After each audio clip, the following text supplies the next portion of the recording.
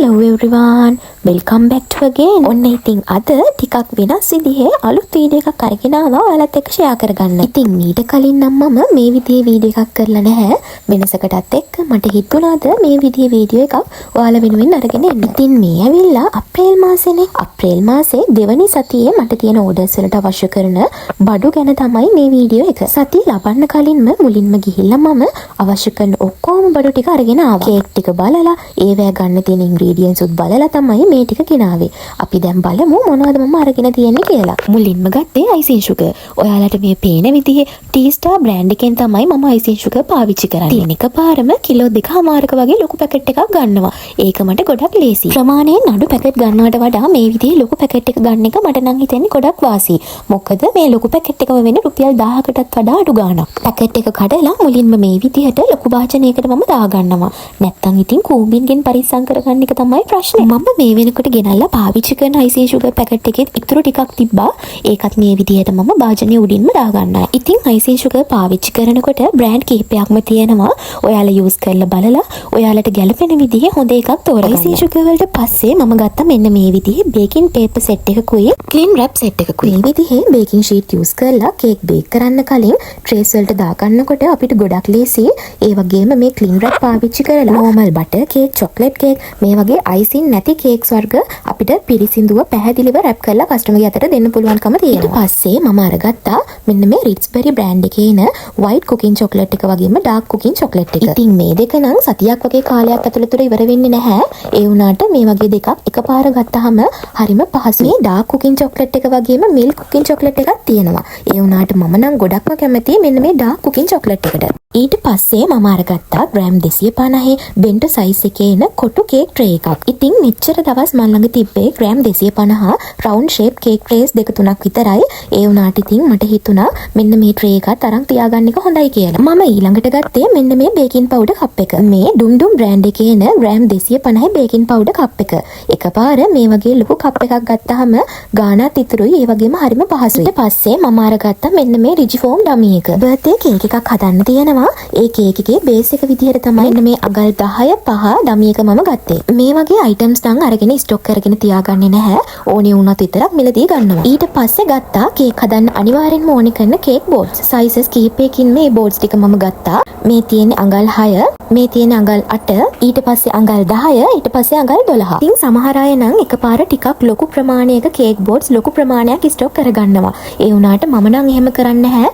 මොකද මට ඕනේ කේක් එකට ගැලපෙන ප්‍රමාණයේ කේක් බෝඩ්ස් ගන්න. ඒ නිසා ඕඩර්ස් අනුව තමයි කේක් බෝඩ්ස් ගන්න. ඊට පස්සේ ගත්තා කේක් බෝඩ්ස් වලට ගැලපෙන කේක් බොක්සස් ටික. ඊළඟට ගත්තා ඇස්ට්‍රා. ඇස්ට්‍රා වලින් කිලෝ 3ක වගේ ප්‍රමාණයක් තමයි ගත්තේ. ඉතින් එකපාර ලොකු කිලෝ 5ක වගේ බොක්ස් එකක් සමහර දවස් වලට ගත්තට හැමදාම එහෙම ගන්නේ නැහැ. ගොඩක් වෙලාවට සතියකට ඕනි කරන ප්‍රමාණය මේ විදිහේ ග්‍රෑම් 500 කොටස් වලට බෙදපු පැක් තමයි මම ගන්නෙ. ඉතින් මේක මට ගොඩක් ලේසි.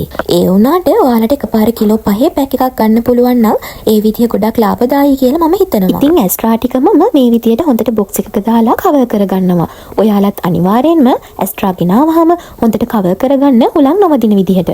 මගේ ස්පැචියුල් එකත් කැඩිලා තිබ්බේ. ඉතින් මම අලුතෙන් ස්පැචියුල් එකකුත් ගත්තා. ඊළඟට මම මේ විදිහේ කේක් ටොපර්ස් ටිකකුත් ගත්තා. ඉතින් මෙතන බර්ත්ඩේ කේක්ස් වලට ගැලපෙන ටොපර්ස් වගේම ළඟ ළඟම එන නිව් ඉයර් එකට ගැලපෙන කේක් ටොපර්ස් ටිකකුත් මම ගත්තා. ඉතින් මේ ටොපර්ස් සෙට් කරලා හදාගන්න කේක්ස් වල ෆොටෝස් වීඩියෝස් උත් ඔයාලට බලන්න මම ඉක්මනටම අරගෙන එන්නම්කෝ. මෙන්න මේ බටර්ෆ්ලයි ස්ටිකර් සෙට් එකත් මම ගත්තා. මට මතක විදිහට නම් මේක රුපියල් 150ක් වගේ උනේ. ඉතින් මට හිතුණා ඒක නම් ඒ මුදලට හරිම වර්ත් කියලා. ඉතින් කියන්න බැරි වුණානේ. මෙන්න මේ ලොකු බේකින් පවුඩර් කප් එක ඇතුලේ පොඩි උරේක දාලා තමයි බේකින් පවුඩර් තියෙන්නේ. ඉතින් මම නම් මේ ටික මේ විදිහට ප්ලාස්ටික් කප් එකක දාලා තමයි ස්ටොක් කරගන්නේ.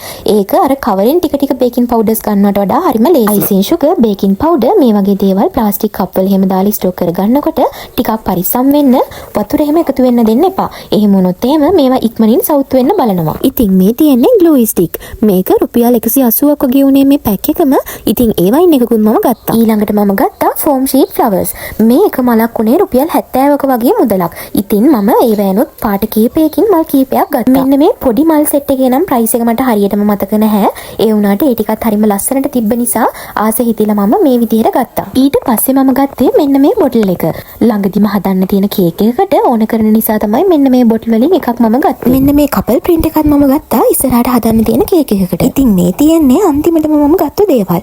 මේක නම් ඉතින් කේක් හදන ඔයාලා දන්නවනේ කොච්චර ගත්තත් අපිට මදි කියලා. ලස්සන එක එක පාට වලින් දැක්කහම කොච්චර තිබ්බත් මදි. මටත් ඉතින් ඒ විදිහම තමයි. දකින සැරේට අලුතෙන් එන හැම එකක්ම අවශ්‍ය නොවුණත් ගෙදර ගෙනල්ලා තියාගන්නවා. ඉතින් මම නම් මේවට පුදුම තරම් ආසයි. වෙනදට නම් ඉතින් මම මෙන්න මේ ස්ප්‍රින්කල් වෙනම කවර වල දාලා තමයි තියාගන්නේ. ඒ වුණාට අද මම එළියට ගියාම දැක්කා මෙන්න මේ පුංචි කප්ස් ටික. ඉතින් ඒවයිනුත් ටිකක් ගෙනල්ලා ස්ප්‍රින්කල් ටිකක් ඒවයි ස්ටෝක් කරගත්තා. මෙන්න මේ පුංචි ස්ප්‍රින්කල් පැකට් එකක් අපේ පැත්තේ නම් සාමාන්‍ය 160ක් 180ක් වගේ තමයි වෙන්නේ. මේ ස්ප්‍රින්කල් එකපාර ගෙනල්ලා ස්ටෝක් කරලා තියාගත්තාම මොකක් හරි කේක් එකකට අවශ්‍ය වුණාම අපිට ගොඩක් ලේසි. නැත්තම් ඉතින් අපි හදන කේක්ස් වලට ගැලපෙන විදිහේ ස්ප්‍රින්කල් හොයන්න ගියාම වෙනම වෙලාවක් යනවනේ. ඉතින් කප්ස් තිබ්බ ප්‍රමාණයට විතරක් ස්ප්‍රින්කල් ටික කප්ස් වලට දාලා ඉතුරු ටික මම වෙනද විදිහටම ස්ටොක් කරගත්තා. බලන්නකෝ ඉතින් ඒකේ ලස්සන. ඔයාලා මේ දැක්කේ සතියක වගේ කාලයකට මට තියෙන කේක් ඕඩර්ස් වලට අවශ්‍ය කරන ඉන්ග්‍රීඩියන්ට්ස් මම ගෙනල්ලා ස්ටොක් කරලා තියාගන්න විදිහ. මම ෆුල් ටයිම් කේක් කරන කෙනෙක් නෙමෙයි. මම සතියකට බාරගන්නේ හරිම පුංචි කේක් ඕඩර්ස් ප්‍රමාණයක් විතරයි. ඉතින් මේ බඩු ටික තමයි මම අද ගත්තේ. වීඩියෝ එක හොඳයි නම් ලයික් කරන්න, ෂෙයා කරන්න, කමෙන්ට් කරන්න. ආයිමත් මේ වගේ වීඩියෝ එකක් අරගෙන එනකන් අදට ගිහින් එන්නම්. බයි. Thank you for watching.